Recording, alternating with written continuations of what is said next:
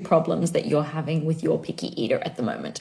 The reason I wanted to talk about this is because today I have my last 8-week coaching call with my small coaching group for this year, which is kind of exciting. And I was reflecting on what were some of the reasons that they decided to join the group from the beginning of why they joined. And for a lot of the parents, it was that a lot of safe foods had dropped off their child's list in either recent months or over the course of many years. Sometimes this happens really slowly, and other times it can be quite a dramatic change. Often what I see is that it's quite a slow progression, which is where it's like the frog that if you put it into cold water and then slowly lift it up to a boil, it'll stay in there, versus if you put the frog into the really boiling hot water, it'll jump out. So if it happens really slowly, we tend to just like, oh yeah, like they've just dropped that food off their list, and oh yeah, that one went off. And so if it happens really slowly, it's harder to really take notice of it when it's happening. Another reason is the lack of flexibility that a lot of the parents that I work with in the group have identified with their child. So a lack of flexibility can look like a child who will eat a hard-boiled egg, for example, but they won't eat eggs in any other form, or they will eat mostly like lollies and sweets, but they won't eat other foods that are maybe similar, like similar colors or similar textures. So across the board, what I see from a lot of parents is like the top issues are limited number of reliable foods, lack of flexibility in the child's diet and ability to, like, another example of flexibility is being able to go, say, to a barbecue at a friend's house and be able to be successful and eat something there, even though it might not be the exact same food that you have at home. Like, let's say it's a lasagna instead of pasta bolognese. We would ideally want that child to be able to be flexible enough to say, oh, it's just a different kind of pasta. It's got similar components to the spaghetti bolognese that I make at home, or that I've eaten at home. I'm going to try this. So the lack of flexibility, a lack of children being open to trying new foods is one of the big things. Like, most parents list that as a goal, not necessarily as a problem. They'll sometimes say, like, my child won't try foods, but often, like, there's a goals section when you join the group that you fill out, like, what are your goals? And one of the major goals that I see across the board, which is a brilliant goal, is that your child becomes more flexible and willing to try new foods. So for example, one of the mums in my group has an 8-year-old, and this week they tried tofu for the first time. And this was a really big deal because tofu is something that the mum hasn't really experimented with either. And she used a lot of the tools that we've progressed and built on over the course of this 8 weeks and put them into practice with her 8-year-old, to the point where initially her daughter was happy to, like, poke and touch the tofu, but wasn't willing to try it. And then when they finished making the item with the tofu, the daughter happily tried it, and she dipped some fruit into it and ate it, and then went back and actually ate more of it. So it wasn't just a nibble, which was something that we'd seen with, like, over the last few weeks, where the daughter was much more willing to try things, that it kind of just ended with a nibble. Like, I'm willing to try a nibble of this, and then that was it. But she went back and she actually ate, like, quite a few mouthfuls of the food that had the tofu in it, which was a really huge win, both in terms of flexibility, tried a new food, enjoyed a new food, and the willingness and curiosity was there, which is a big part of what we work on when we work together, is helping the child with their flexibility, with their open-mindedness to try new foods. And one of the parents who has a 3-year-old in the group, a lot of the child's reliable foods had dropped off their list in the last few months. And she told me I sent out a questionnaire before our last call, just asking for, like, their parents' perspective on how things have gone throughout the group and what are the major changes they've noticed. And this mum had said that he's much more willing to try new foods, new combinations of foods that he wouldn't have tried before, and that he's added an awful lot of foods back to his safe list, or his reliable foods list, which is a really big deal because they were really struggling with what meals to prepare for him. So that's the kind of, those are the types of problems that parents have when they join the group. Those are the types of progress wins that we see throughout the group. And then at the end of the group, when we're at the end of the 8 weeks, those are the sorts of results that we're seeing. So it's not that everything is fixed. It's that you as the parent have the tools and the confidence to continue to make these changes and help your child progress. So if you have questions, feel free to send them. I have a little bit of time before my first coaching call this morning, so I've got some time. I'm going to have a look. I've seen some comments, questions come in on TikTok. So thank you for sending those. Another thing I wanted to say actually is I have a parent in the group. So I get a lot of questions about children that are neurodivergent and do I work with children that are neurodivergent? The answer is yes. Oftentimes, if it's a more complex case, we'll work together one-on-one, but I have had a lot of parents in my groups that have children that have either autism or ADHD. And there's a mum in my current group whose child was recently, during the group, diagnosed with ADHD and started medication for it. So this is something that she's requiring some extra help with. So we might be continuing to work together a little bit longer than the group, just to sort out the changes with the medication, because that can impact appetite. And she said that they've been in feeding therapy since the start of this year, which to me is a really long time. Like it definitely, feeding therapy can be a process because it happens with the child and it may need to be a longer process. But she told me that she's been in feeding therapy since the start of this year, so almost 12 months. But she's made more progress in the 8 weeks that we've worked together than she has in feeding therapy with the child. So that's like really great. Okay, so my 3-year-old is under a dietitian. He only eats toast, and she just says keep giving him what he will eat. Okay, does this dietitian specialize in children? Because that's not the advice that I would give a parent whose child is only eating. I don't know if your child is eating other foods other than toast, like different spreads and different other things. But yes, it's true that we want the child to eat something. Like we don't ever want the child to be starved, but also not only giving them only that like one specific reliable food. So I'm not sure if you're still on the live, but if you are, let me know. How long have you seen this dietitian, and are they specialized in working with like quite extreme picky eaters? That's my question. In the UK, free through NHS, but should she be doing more? Yes, ideally yes. But the thing is, I've worked with a few parents in the UK, and I'm private. So here in Australia, we have NDIS, which is different than NHS. This is for children that have been diagnosed with an illness like autism, and I'm working with a few other children that have various different health issues, and that's covered. However, I hate to say it this way, but if you're not paying for someone who's a specialist, you're going to get what you get when you get free advice. And that's really like one of the problems that I've found. Like a lot of parents will say like, oh, I'm getting a lot of value from your free content, which is great. And I'm glad, because like the reason I put out a lot of content is that you can take tips and implement them. But what you don't get with free advice is someone who is highly specialized and helping you with your specific individualized problems, which is where working together, either with whether it's me or somebody else, but I'm just speaking for myself, working in the group with me or working one-on-one with me, you have my full attention, and we're able to come up with a personalized plan based on what your child is currently eating. My 3-year-old only ever eats safe foods and leaves everything else. How do I encourage her to eat other foods without the pressure?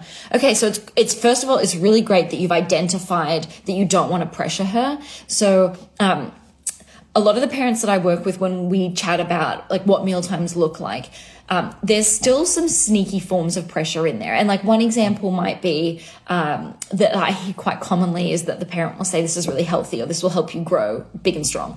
That actually is a form of pressure itself. Now, I'm not saying that you're doing that. What I am saying is, because you are aware of pressure, I want you to be really thinking about all the different things that you're saying to your child, and could they be construed as pressure? Because it's okay to depending on where it is that your child is starting, because I always preface this with every child starts in a different place. Some children who are more highly anxious, this might not be applicable for, but saying like, you don't know what it tastes like unless you've tried it. For some kids, that could actually be a form of pressure. And for other kids who have never really had a lot of pressure put on them. Like, for example, with my children, I have one who is more selective, and sometimes she'll just dismiss something that's on her plate and she'll say she's not eating it. But because I've never really pressured her with, you have to try a bite, I might say something like, well, you don't actually know because your mouth hasn't tasted it, so maybe you can give it a go. But for someone who's been pressuring their child to eat for, months or years, like, that wouldn't really be appropriate, because that is pressuring. So it kind of depends where you're starting as well. But if your child's only eating the reliable foods, I'd want to have a look at how do we bridge your child to trying something that's a little bit different. We need to increase their flexibility first. We need to work on their innate curiosity about food. And that's exactly what we start working on when we work together in the group, because it's all about how do we decrease pressure? How do we decrease parental stress levels at mealtimes? And then from there, how do we implement new tools that both are helpful for the parent to stay, relaxed and not get frustrated, but also help pique the child's interest in food, so that they do become more willing to try food. And that's what we work on in the group. So if you're still on the live and you're interested, this seems like it might be a good fit for you, you can send me a private message and just say, hey, I came from the live, can you give me some more information about the group? Please do let me know your child's age and what your main problems are, just so that I can make sure that you are a good fit for the group. Because sometimes I do have parents that message me and they'll say that their child has like several other health conditions, or that they're only eating like 2 or 3 foods, or maybe they've worked with a dietitian in the past and they've already tried a lot of strategies, in which case it wouldn't be a good fit to be in the group, and one-on-one would be better. Thank you. I bought your online course, but haven't got through it all yet, so hoping it covers more. Otherwise, may need to move to the group. Also, do you provide ideas for meals? Oh, okay, wonderful. It's nice to hear that you've bought the course. The course is actually like the groundwork for the group. So whenever someone joins the group, they get access to the courses. There's also there's Mealtimes Without Meltdowns, which I'm assuming is the one that you've bought. And there's also Stress-Free Sweets and Eats. When you join the group, you'll get access to both of them. This is like the basic groundwork that I tell every parent who joins the group, like, work through both courses before we get started, because that's the really foundation, basic level stuff that I kind of expect everybody to be aware of when we start, because then in the group we kind of catapult into more specific strategies based on more individualized needs for the children in the group. So sometimes I have parents, like some groups I have where everybody has a really great schedule and everyone's sticking to their schedule, so we don't really need to spend much time talking about schedules. So sometimes the groups can look a little bit different in what we cover based on the need of the people in the group. So for example, a little while back, I had one in my group. I capped the groups at around 8 or 9 parents, and half the parents in the group were struggling with decreasing the amount of milk that their child was drinking, whereas in previous groups I've only had one parent struggling with that. So we spend more or less time based on the needs of the people in the group. So yeah, do feel free to send me a message, because my next group starts in January, and at the moment there's an early bird special running, so through November. If you join in November, you'll get a bonus coaching call with me next month to help you kind of get through December and the holiday period, and you'll also save 15% when you join in this month. So feel free to message me about that. Oh my God, I've been waiting to catch you live. Oh, wonderful. Your question was about ARFID. I love your content. Our boy has just been diagnosed with ARFID and we are in the dumps. I hope you're still on the live, because I know this came through a little bit ago. I'm really sorry to hear that. And depending where in the world you live, have you been referred to people to support you with your child who has been diagnosed with ARFID? Because ideally you are part of a team with a dietitian and psych involvement as well, because it is an eating disorder. I feel he may have ARFID. Okay, so this is we were talking about the toast earlier.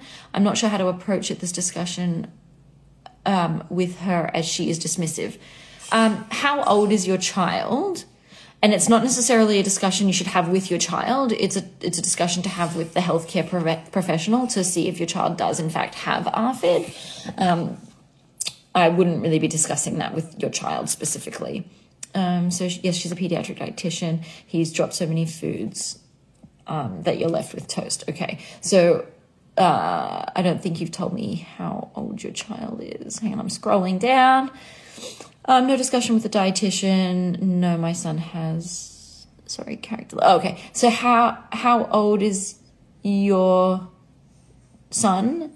They don't take it seriously. When I take him to be seen. Okay. My 3.5-year-old autistic son only eats 2 or 3 types of food. I feel like he could have ARFID. He absolutely could have ARFID. That it can be more common in children that are neurodivergent. Partially this is genetics, and partially this is because it's an interplay between children who have autism do tend to be more selective in like the textures that they'll accept and things like that. Hold on, you're going to come with me. I need to let the dog back inside. She's standing at the door and she's all upset with me, even though she didn't want to come in before. So a child who has autism, who has very specific types of food that they'll accept, it can develop into ARFID, and some of that has to do with the environment, in the sense of if the child's pressured to eat foods and interact with foods that they're not comfortable with, that can really increase the risk of a child developing ARFID. So you may need to consider private. So what you could do, it depends, what your plan is. If you have somebody local or not, you can always reach out to me. I actually just sent an email to my email list. At the moment, I'm taking one more client this year. So like a private one-on-one client. So, given like ARFID is generally something that I wouldn't want you to join the group with. That's something that I'd want to see you and help you one-on-one, because that is beyond the scope of really what I can help you with in the group. So your son's 3 and only eats toast. So I have worked in the past with some children who actually were similar age, 2, 3, and 4, who only had one of them had 2 reliable foods, one had 5 reliable foods. And this is something that we first need to work on flexibility. So somebody asked a question, with ARFID, how do you encourage safe foods?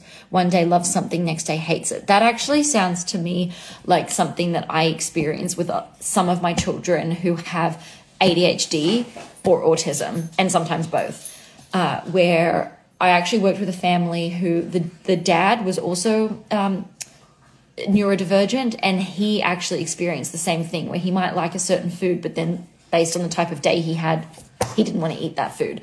So that can be an ADHD thing. I'm not diagnosing anything because I can't do that. But I'm letting you know that is something that I see sometimes with my neurodivergent kids. Absolutely. We've been under investigation for over a year. So see speech, diet, peds, psych, and OT. Okay. So you've got a really good team around you, which is really good. And ideally you do have the support that you need. Like I kind of said, in terms of trajectory, and I'm just looking at the time, I've got to go in a minute because I've got a client call. In terms of trajectory, the families that I've worked with whose children have ARFID, because I work directly with the parents, we start to see progress in the first few months. That's not to say that everything's fixed in a few months, because it's not. It's a continued work in progress. But to me, what I've seen is that it's a minimum of 5 months to start getting really good traction. And then from there, it could be longer that you need more support. But for the most part, my one-on-one program is 5 months, because I have found in my experience that length of time is enough to basically teach the parents how to continue this work confidently when we finish working together. Arishu is not 100%. He is 100% tube fed because he finds safe foods have been so difficult. Wow. Okay. So that's a really big piece of information. So how is the dietitian? This would probably be more of a dietitian and OT and possibly speech question in terms of swallowing. What is this is more than what I can cover in the live because I've got to go. But is there a plan to get him off the tube? And what does that plan look like? So that's maybe something that you can ask your team. I'm really glad you've got the support of people who know what they're doing around you, which is great. If you've been watching the live and you're interested in the group and saving your place and getting the early bird bonus of joining the coaching call next month, shoot me a private message. Let me know how old your child is and what your main problems are, and we will go from there. But I hope you have a lovely day, and I will talk to you again soon. Bye.